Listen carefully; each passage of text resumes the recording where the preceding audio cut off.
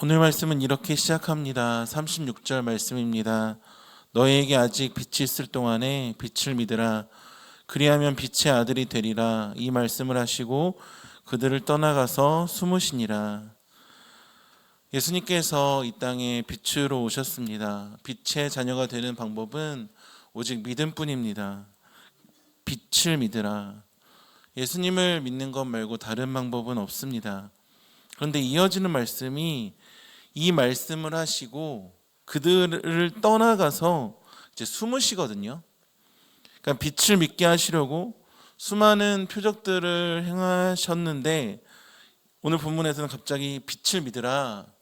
그러면 빛의 아들이 되리라 하시고 이제 떠나가서 숨으셨습니다. 이제 왜 그렇게 행동을 하셨을까요? 죽음의 순간까지 이제 닷새가 남았습니다. 예수님께서 오늘 본문에서 숨으신 것에 대한 신학적인 해석은요, 이제 예수님께 의도적인 고립이라는 거예요. 그러니까 환경에 휩쓸리지 않고 이제 스스로 계획하신 이제 구원 역사를 이루시기 위해서 집중하기 위한 의도적인 고립이다라고 이제 신학자들은 해석을 하거든요. 만약에 여러분의 인생에 이제 5일밖에 안 남았고 그 사실에 대해서 알고 있다라면은 어떤 일들을 행하시겠습니까? 우리가 그런 것을 알게 된다면은 수많은 삶의 다양한 모습들이 나타날 겁니다. 이제 어떤 영화가 있는데요. 제가 이름은 기억이 잘 나지 않습니다. 영화를 전체를 본 게 아니라 유튜브에서 이제 줄거리를 소개해주는 영상을 잠깐 봤는데 이제 행성이 떨어져서 며칠 또는 몇 시간, 제가 정확하게 며칠인지는 모르겠어요. 근데 일주일이라고 합시다. 예를 들어서 일주일 뒤에 이제 행성이 떨어져서 죽는다라고 했을 때 그렇게 죽음의 시간 순간을 알게 된 인생의 별의별 모습들이 이제 나타나는 영화였습니다. 이제 종교에 기대기도 하고요. 이제 쾌락에 몸을 맡기기도 하고 지나가는 사람을 괜히 총으로 한번 쏴서 죽이기도 하고 그러니까 사회가 완전히 무법지대가 되었습니다. 그 가운데 여전히 자기가 해오던 일들을 쭉 하던 사람도 있고요. 근데 영화 주인공이 남자인데요. 그 남자에겐 아내가 있었습니다. 그런데 죽을 날을 일주일 남겨놓고 갑자기 아내를 두고 첫사랑을 찾아 떠납니다. 그래서 이게 무슨 내용이지 하면서 줄거리를 보았는데 이제 중간중간에 부모님을 찾아 떠나기도 하고 어떤 소녀도 도와주고 하면서 이제 결국 돌고 돌아 자기가 진짜 사랑하는 아내에게 돌아와서 마지막 순간에 이제 함께 죽으면서 영화가 마무리가 되더라고요. 그러니까 영화가 보여주는 것들이 사람이 얼마나 나약하고 악하고 그런 것을 보여주면서 그러니까 인간의 인류애가 얼마나 고귀한지를 이제 보여주는 듯한 영화였습니다. 영화를 처음부터 끝까지는 보지는 못해서 전체적인 분위기는 알지 못하겠지만 좀 되게 암울한 영화였습니다. 내가 내 인생의 마지막 순간을 알게 된다면 어떨까요? 시한부가 나에게 찾아왔을 때 어떻게 반응하게 될까요? 물론 예수님께서는 하나님이시고 신이시지만 온전한 인간의 몸을 입고 오셨고 죄는 없으신 그분께서 이제 닷새 뒤면 죽음의 순간을 맞이하게 되시거든요. 온전한 인간, 성육신한 분이 하나님이셔서 그 사실을 아시는데 또 인간으로서는 온전히 그 모든 죽음의 고통, 죽음의 모든 순간들을 이제 감내하셔야 된다는 거죠. 히브리서 4장 15절에 우리에게 있는 대제사장은 우리의 연약함을 동정하지 못하실 리가 아니요 모든 일에 우리와 똑같이 시험을 받으신 이로되 죄는 없으시니라. 그러니까 똑같이 시험을 받으셨다고 합니다. 죽음의 위협 앞에서 생기는 그 마음도 우리와 별반 다를 것이 없다라는 이야기죠. 그러나 그 죽음의 위험 앞에서도 예수님께서는 일반적인 사람들과는 다르게 반응하셨습니다. 믿음으로 반응하셨고 순종하셨습니다. 그렇다면 그 예수님을 믿고 그 예수님을 사랑하는 우리도 똑같이 믿음으로 반응하고 순종해야 되는데 이것이 쉽지가 않죠.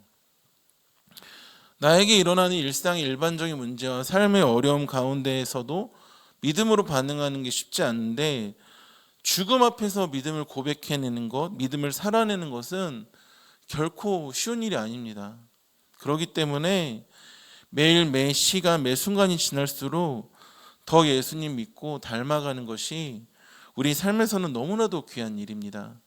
오직 사랑 안에서 참된 것을 하여 범사에 그에게까지 자랄지라 그는 머리니 곧 그리스도라. 에베소서 4장 15절 말씀인데요. 범사의 모든 일에 그에게까지 자라는 것, 그게 성화의 삶이고요. 오늘 본문 가운데 예수님께서 그 죽음 앞에서 어떠한 일을 행하셨는지를 보면은 말씀을 묵상하면 묵상할수록 마음에 드는 한 가지 생각은요, 바로 세상과 하나님의 방식이 너무나도 다르다는 겁니다.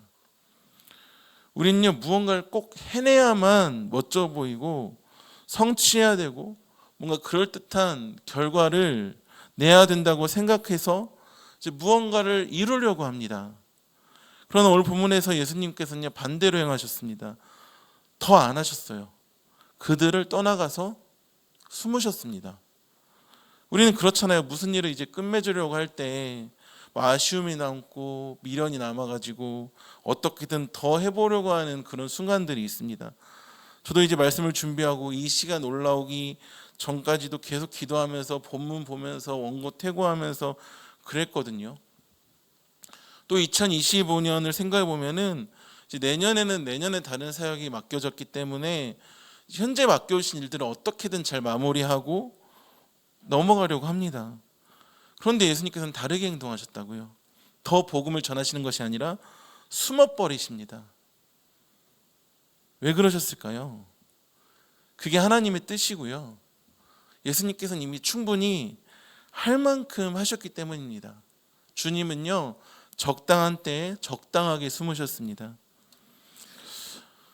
요즘 시대는 너무나도 자기를 드러내는 시대 같습니다. 어떻게든 인터넷에 수많은 SNS에 수많은 설교자들의 설교가 올라가고 내로라는 목사님들이 더 많아졌습니다.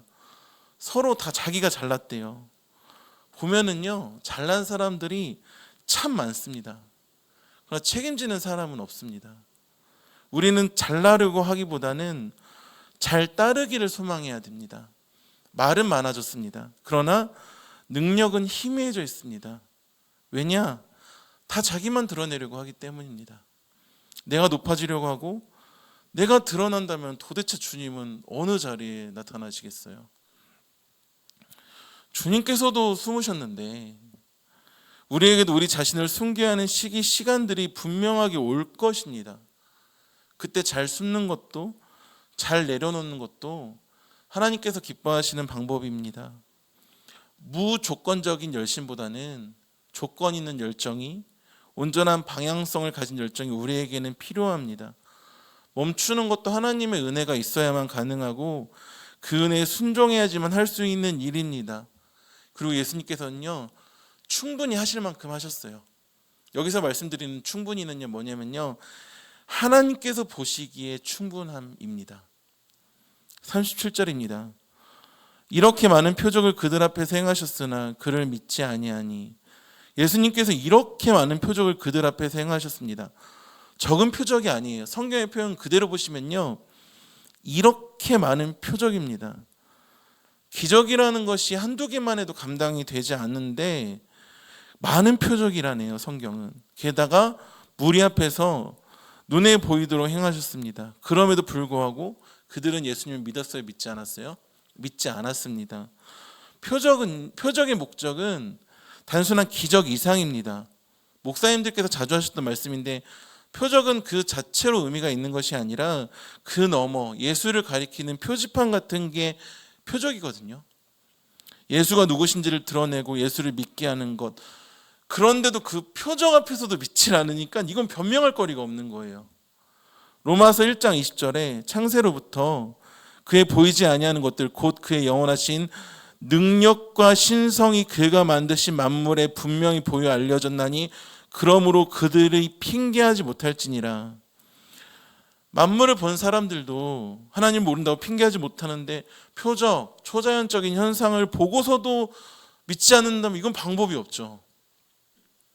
이렇게까지 떠나가서 숨으신 이유가 있는데 바로 하나님께서 자신의 말씀을 자신이 이루려 하심입니다. 하나님께서는요, 말씀하시고요, 성취하십니다. 그 은혜로운 과정 가운데 우리를 통해 일하시고 우리를 통해 이루시고 우리의 순전건신을 사용하시는 것이지, 이루시는 분은 온전히 하나님이십니다. 근데 우리는 자꾸만 내가 하려고 해요. 내가 하려고 하니까 탈이 나는 겁니다. 이들이 그 표적 앞에서도 예수님을 믿지 않은 결정적인 이유가 있는데 38절에 이는 선지자 이사야의 말씀을 이루려 하심이라. 말씀하신 분이 이루겠다고 하는데 인간이 어떻게 맡겠습니까? 이럴 때는 믿는 것이 오히려 하나님의 뜻을 이루지 못하는 것이고, 39절에 그들이 능히 믿지 못한 것은 이 때문이니, 40절에 그들의 눈을 멀게 하시고 그들의 마음을 완고하게 하셨으니. 그리고 이러한 것들이 주님께 영광이 됩니다. 41절, 이사야가 이렇게 말한 것은 주의 영광을 보고 주를 가리켜 말한 것이라. 이들이 믿지 않는 것이 오히려 주님께 영광이라고 합니다. 한번 생각해 봅시다. 믿음이 주님께 영광이 될까요? 믿지 않음이 주님께 영광이 될까요? 당연히 예수님을 구주로 믿고 살아가는 우리의 삶, 어떤 어려운 가운데서도 믿음으로 치열하게 살아내고 버텨내고 담대하게 이겨내는 그 삶 가운데 주님께서는 영광 받으십니다. 여기서 헷갈리시면 안 됩니다. 그렇다고 우리가 멋지게 산다고 하나님의 영광이 일터럭이라도 올라가고 내려가고 이러지 않은데 하나님께서 그걸 기뻐하세요. 근데 당시에는요, 이 말씀이 쓰여진 당시에는요, 어떻게 되냐면요, 이들의 믿지 않는 것이 하나님께 영광이 됩니다. 믿음이 주님께 영광이 되어야 되는데 이 본문에서 믿지 않음이 주님께 영광이 된다고요. 어떻게 이렇게 될 수 있을까요? 왜냐? 이들이 믿지 않아야 십자가가 성취가 되거든요. 이사야가 본 하나님의 영광은 그의 십자가의 영광, 그 죽으심과 부활의 영광입니다. 이들이 만약에 믿음으로써 예수님을 부인하지 않고 십자가에 못 박지 않았더라면 그게 영광이 될 수가 없죠. 그리고 그런 일은 있을 수가 없습니다. 왜냐? 하나님께서 38절의 고백처럼 이는 선지자 이사야의 말씀을 이루려 하심이라. 하나님께서 이루려고 창세전부터 계획하셔서 바로의 마음을 완악하게 하신 것처럼 이들의 마음을 완고하게 하셨는데 이들이 어떻게 믿을 수 있을까요? 결국 이들의 믿음 없음으로 하나님께서 영광 받으시고 높임 받으십니다. 구약의 이방 나라들을 사용하신 방법과 똑같은 방법이죠. 하나님과 상관없는 자들의 믿음 없음이 하나님께 영광이 될 수 있습니다. 하나님과 상관없는 사람의 믿음 없음도 주님께서 사용하심으로 합력하여 선을 이루시거든요. 그러나 성도는요, 신자는 예수님을 믿는 믿음으로 사는 그 삶을 통하여 하나님께 영광 올려드려야 합니다. 주님이 높임 받으시고 존귀케 되십니다. 이미 충분하신 분이 우리를 통해 영광 받으시고 높임 받으시는 것을 기뻐하십니다. 우리가 무언가 하나를 더한다고 하나님의 영광이 플러스 1, 플러스 2 또는 마이너스 이렇게 될까요? 안 그런다고요. 그러나 하나님께서는 우리를 통해 영광 받으시는 것을 기뻐하셔서 우리를 사용하신다고요. 그렇다면은 믿음 없음으로 하나님께 영광 올려드리는 사람, 하나님과 상관없는 사람의 특징이 뭘까요? 43절입니다. 다 읽어보겠습니다. 시작.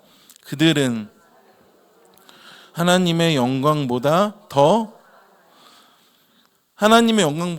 사랑하였다라는 표현이 나와요. 더 좋아했더라, 한 번이라도 더 봤더라, 마음이 쏠렸더라 정도가 아니라 사랑한다는 표현이 나옵니다. 즉 하나님보다 더 사랑하는 것, 하나님보다 더 마음 쓰는 것, 하나님보다 더 귀히 여기는 그 사랑하는 것이 있는 사람은 차라리 믿음 없는 것이 주님께 영광이 되는 삶이라는 것이죠. 그러니까 성도 여러분, 주님보다 더 사랑하시는 것이 있으시면 안 됩니다. 존귀한 게 있으시면 안 됩니다라고 제가 적용을 한다면은 그건 듣는 대상자를 착각한 것입니다. 주님보다 더 사랑하고 자기의 영광을 사랑하는 사람들은요, 사실 불신자들입니다. 오늘 본문의 표현을 잘 보시면요, 그들은이에요. 그들은 하나님과 상관없는 그들은입니다. 믿는다고는 하지만 출교를 당할까 두려워하는 그들은입니다. 그들은 하나님보다 더 귀하게 생각하고 사랑하는 영광이 있다는 거예요. 그럼 여기서 의문이 생깁니다. 성도도 하나님보다 더 사랑하고 영광스러워하고 더 좋아하는 것들이 있을까요?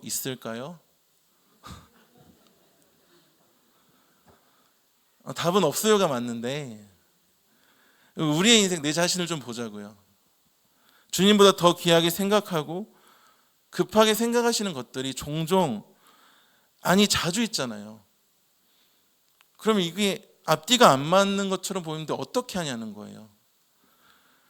구원받은 우리는요, 성도는요, 혹 지금 내가 하나님보다 더 귀하게 여기고 더 사랑하고 더 영광스러워하는 것들이 있다고 할지라도 우리 하나님께서는 어떻게든 기다리시고 탕자를 기다리는 아버지의 마음으로 우리를 기다리시고 돌이켜 주십니다. 그렇지만 생각하셔야 될 게, 하나님은 질투하시는 하나님이십니다. 출애굽기 34장 14절에 너는 다른 신에게 절하지 말라, 여호와는 질투라 이름하는 질투의 하나님이니라. 질투의 하나님이시기 때문에요, 우리가 사람의 영광을 하나님의 영광보다 더 사랑하는 모습을, 죄송합니다, 그런 꼴을 못 보세요. 우리가 하나님보다 무언가를 더 사랑한다, 더 좋아한다, 어떻게든 사람의 영광을 더 취하려고 한다면은 그 방향을 돌려버리십니다. 어떻게든 돌려버리십니다. 그러나 그 돌이켜주시는 과정은 결코 녹록치 않습니다. 그렇기 때문에 성도는 빨리 주님 앞에 마음을 쏟고 주님보다 더 귀하게 여기는 것, 더 영광스럽게 생각하는 것에서 얼른 방향을 틀어서 순종하는 것이 유익입니다. 쉽게 말씀드릴게요. 맞기 전에 말을 듣는 게 차라리 나요. 애들이 말을 안 들으면 이제 때리죠. 훈육합니다. 요즘은 이제 그렇게 못하는 시대이긴 하지만 우리는 애들을 못 때린다고 할지라도 하나님께서는 그 사랑하시는 자를 징계하시거든요.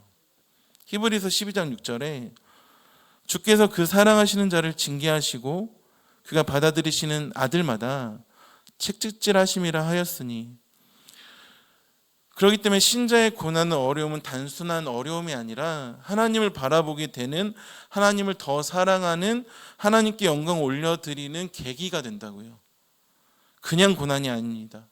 그 풍랑 연연하여 더 주님께 나아가는 것, 그리고 그 어려운 가운데 주님을 바라보느냐, 세상에 떠밀려가느냐에 따라서 그 사람의 믿음이 진짜냐 가짜냐, 이게 판별이 나는 겁니다. 물론 그 시간은 차이가 있습니다. 아침에 일어나는 것도 제각각인 우리가 어떻게 똑같은 기준으로 살아갈 수 있을까요? 어떤 분은요, 진짜 믿음 없는 것 같은데 30년, 40년 기도하시는 아내, 가족, 부모님의 기도 가운데 이제 어떻게든 돌아오시더라고요. 또 어려운 가운데 주님을 찾으시는 경우도 허다하고, 반대로 30년, 40년 신앙생활을 하시다가 그 마지막 순간에 주님을 부인하는 경우도 있습니다. 제가 전임 전도사 때 겪었던 일인데요, 정말 오랫동안 신앙생활 열심히 하셨던 분인데 죽음의 순간 앞에서 예수를 부인하시더라고요. 사람의 앞길은 몰라요. 그 사람의 믿음이 진짜인지 가짜인지를 판별하시는 분도 주님이시기 때문에 우리는 다른 사람을 판단할 시간에 기도 한마디를 더하는 게 유익입니다. 한번 곰곰이 생각해보는 이 시간이 되었으면 좋겠습니다. 예수님을 사랑한다는 내가, 성도인 내가 주님보다 더 사랑하는 것, 더 고귀하게 생각하는 것, 영광스럽게 생각하는 것이 무엇인가, 그거 내려놓지 못하면요, 하나님께서 내려놓게 하시거든요. 걱정하지 마십시오. 어떻게든 내려놓게 하십니다. 억지로 함에도 유익이겠지만 그 전에 먼저 순종하는 우리가 되길 소망합니다. 그러니까 먼저 순종이 참 좋은 표현인 것 같아요. 한번 같이 고백해 보시겠습니까? 먼저 순종하자. 먼저 순종하자. 계속해서 보겠습니다. 44절에서 50절까지의 말씀인데요, 여기서 제시되어 있던 말씀들은 안 나온 말씀들이 아닙니다. 이제 이번 시간으로서 요한복음이 일단은 마무리가 되는데, 1장에서 12장 앞의 내용들이 이 44절에서 50절을 다시금 말하면서 이제 1장에서 12장의 내용들이 투영되어 있고 반사되어 있는 본문이 44절에서 50절까지 말씀입니다. 44절에 예수님께서 하나님께 보냄을 받았다는 것, 45절에 그를 보는 자가 그를 보낸 자를 본다는 것, 또 46절에 그가 세상의 빛으로 왔다는 것, 이것은 1장 8절에서 9절, 1장 18절, 8장 12절, 또 9장 5절에 나왔던 내용을 다시 이야기하는 겁니다. 또 한 군데만 보면은, 그 가운데 한 군데 보면은 8장 12절입니다. 예수께서 또 말씀하여 이르시되 나는 세상의 빛이니 나를 따르는 자는 어둠에 다니지 아니하고 생명의 빛을 얻으리라. 또 47절에 그가 세상을 심판하러 오지 않고 구원하러 왔기 때문에 그의 말을 지키지 않는 자는 심판하지 않는다는 것. 요한복음 3장 16절에서 20절에 나온 내용을 다시금 이야기하는 거고요. 그리고 49절에서 50절의 내용은 예수님께서 지금까지 하신 말씀이 아버지께서 주신 말씀이라는 거예요. 여기를 잘 보시면요, 애절한 주님의 사랑, 지치지 않으시는 하나님의 일하심이 드러납니다. 36절을 보시면요, 마지막 부분에 그들을 떠나가서 숨으시니라, 숨으셨던 주님께서 44절에는 완전히 반대로 행하세요. 어떻게 나오냐면 이렇게 나옵니다. 44절에 예수께서 외쳐 이르시되, 다시 외쳐 이르시고, 그리고 하셨던 말씀은 안 하셨던 말씀이 아니거든요. 이미 1장에서 12장까지 쭉 하셨던 말씀, 이미 하셨던 말씀, 충분히 하셨던 말씀을 또 반복해서 하시는데 37절에 이렇게 많은 표적을 행하셨고 그렇게까지 말씀을 하셨기 때문에 이미 충분히 행하셨고, 그럼에도 그를 믿지 아니하는 그들에게 다시 외쳐 이르는 겁니다. 뭘까요? 지치지 않으시는 하나님. 사실 이게 사람이 보기에는 아무런 의미 없는 선포거든요. 왜냐하면 결론은 이미 정해져 있어요. 37절에 읽었던 결론은 여기 44절부터 50절까지 아무리 했던 이야기를 반복하고 또 외친다고 할지라도 이들의 결론은 바뀌지 않아요. 이스라엘 무리들은 메시아를 믿지 않는다고요. 그럼에도 불구하고 44절에 그걸 또 반복해서 하고 계시는 거죠. 44절 예수께서 외쳐 이르시되, 이 말씀을 대하는 우리는 어떻게 해야 될까요? 바로 하나님의 뜻대로 행동해야 되겠죠. 하나님께서 숨기실 때는 숨으면서, 그럼에도 지치지 않으시는 하나님의 모습, 아무런 의미 없어 보이는 어떤 말을 해도 듣지 않을 이스라엘 백성들 앞에서 다시금 외치는 예수님의 모습을 보면서 지치지 않고 맡겨오신 일은 충성되이 감당해내야 됩니다. 그런데 우리의 문제는 어디에 있냐면요, 반대로 하는 것에 있습니다. 맡겨오신 일에는 숨고, 더 나서지 말아야 할 때, 말하지 말아야 할 때는 말하는 것이 우리의 문제입니다. 예수님도 지치지 않으셨는데 우리가 어떻게 지치겠습니까? 죽음을 5일 남기신 순간에도 주님의 뜻 가운데에서 숨을 때는 숨으셨지만 또 바로 말씀하셔야 될 때, 외치셔야 할 때는 외치셨거든요. 반복해서 하시는 거예요. 했던 말씀을 피로 하셔서 하나님의 필요 가운데 다시 말씀하시거든요. 한 49절 50절 다 같이 한번 보시겠습니다. 시작. 내가 내 자의로 말한 것이 아니요 나를 보내신 아버지께서 내가 말할 것과 이를 것을 친히 명령하여 주셨으니 나는 그의 명령이 영생인 줄 아노라. 그러므로 내가 이르는 것은 내 아버지께서 내게 말씀하신 그대로니라 하시니라. 아멘. 내가 이르는 것은 내 아버지께서 내게 말씀하신 그대로니라. 하나님께서 말씀하시니 내가 말한다, 이것 아닙니까? 우리가 왜 지칠까요? 자꾸만 하나님께서 말씀하신 그대로가 아니라 계속 조미료가 더 쳐져서 그래요. 하나님께서 말씀하신 그대로 하면 되는데 뭐 다른 방법으로 하려고 하니까 내 마음 조금 더 톡톡 털어놓고, 내 계획 톡톡 털어놓고, 내 감정 톡톡 털어놓으면요 짜질 수밖에 없어요. 그럼 짜면 물을 계속 먹게 되고 헛배가 부르죠. 그게 지치는 거예요. 예수님께서 말씀하세요. 내 아버지께서 내게 말씀하신 그대로니라. 주님께서 지치지 않으신 것은요, 주님께서 성령에 붙들려서 이야기하셨고, 주님께서 하라고 한 만큼 하셨고 그 가운데 거하셨기 때문에 가능한 일입니다. 주님 말씀하시면 나아갔고 아니면 멈추셨기 때문이죠. 그게 사람이 보기에 아무런 의미가 없어 보이는 행동, 듣지 아니하는 사람들에게 다시 외치는 행동이라 할지라도 하나님 안에서 이게 분명한 의미가 있다는 거예요. 왜냐? 이 다시 외치는 말씀을 들어도 이들의 결론은 바뀌지 않지만 우리의 결론이 바뀌었거든요. 현재 우리가 은혜를 누리고 있고 구원받았고 결국 예수 안에서 구속사 안에서 이 말씀이 성취가 됩니다. 설교자다 보니까 이제 설교를 잘하고 싶은 마음이 큽니다. 그게 선한 마음에서 이루어지면 상관이 없는데 어느 순간 욕심이 들 때가 있어요.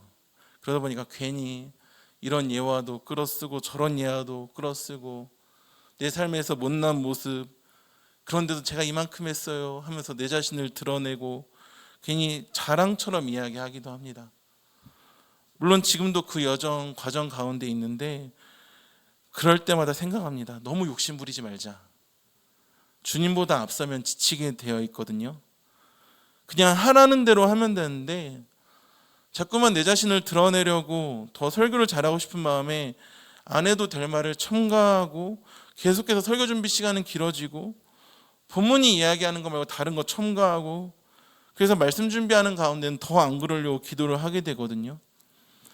또 반대로 우리 가운데 이걸 해서 도대체 뭐해? 뭐가 바뀐다고?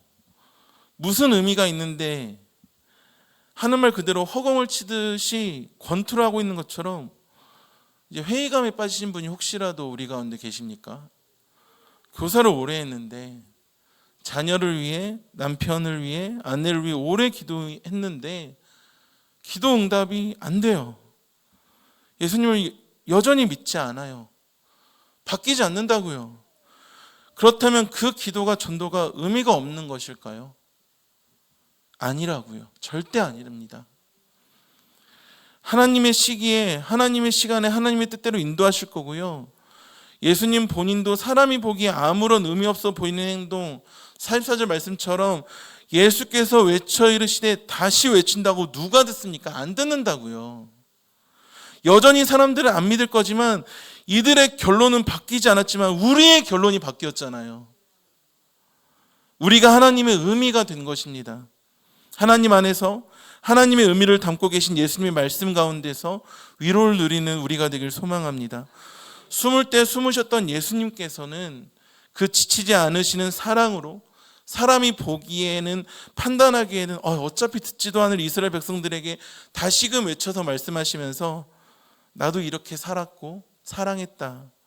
이 길을 따라오는 내 사랑하는 자녀들아, 너도 그렇게 살아야 되지 않겠니? 하는 마음으로 어떻게 보면 이미 끝난 게임에서 다시금 외치시는 예수님의 모습을 보게 됩니다. 이게 참 위로가 됩니다. 내 사역이, 내 사랑이 주 안에서 절대 헛되지 않았구나. 바울은 고린도전서 9장 26절에 이렇게 말합니다. 세 번역으로 읽어드릴 건데요. 그러므로 나는 목표 없이 달리듯이 달리기를 하는 것이 아닙니다. 나는 허공을 치듯이 권투를 하는 것이 아닙니다. 목표가 있다는 겁니다. 의미가 있다는 겁니다. 허공을 치듯이 권투를 하는 것이 아니라 예수 안에서 상을 받기 위한 달리기라는 거예요. 고린도전서 15장 58절 말씀인데요.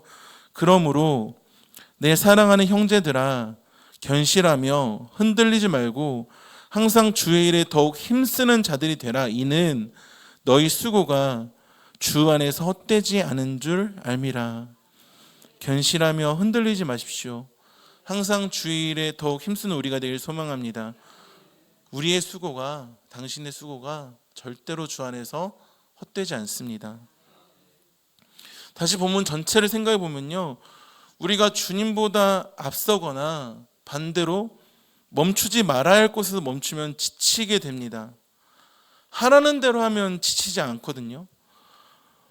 멈추면 멈추니까 끌려갑니다.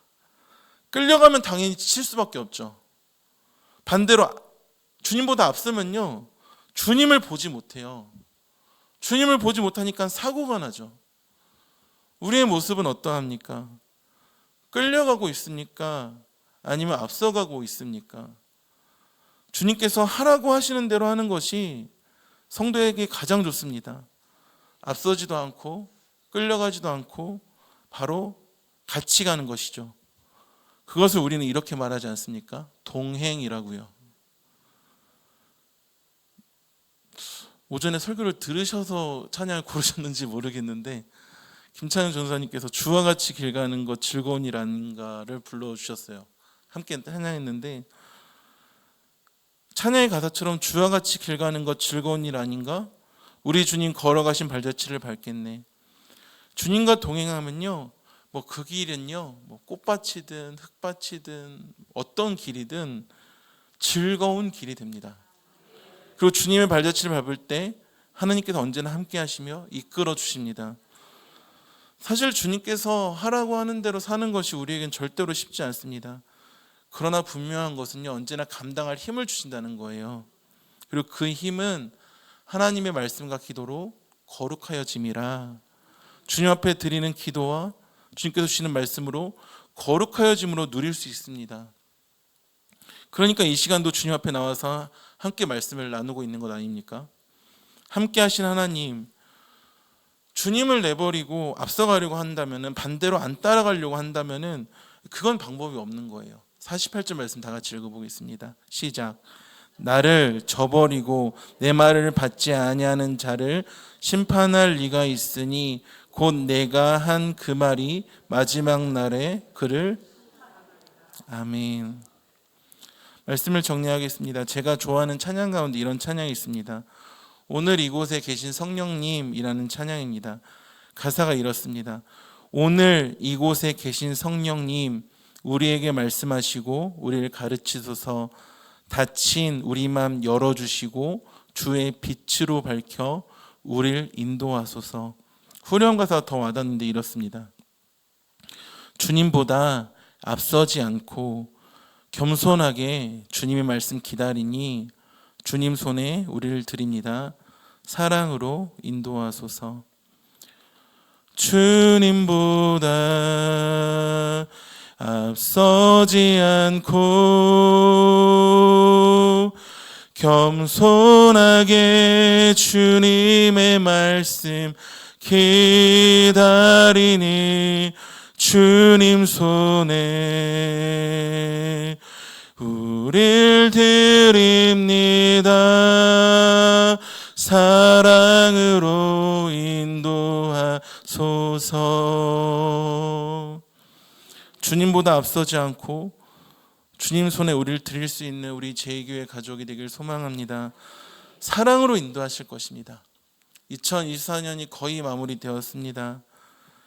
그 마지막 가운데 혹시라도 지치신 분이 계십니까? 주님도 지치지 않으셨는데 우리가 어떻게 지칠 수 있을까요? 근데 그럼에도 힘들잖아요. 혹시라도 지친 분이 계시다면요, 방법이 있어요. 바로요, 주님 손을 꽉 잡는 거예요.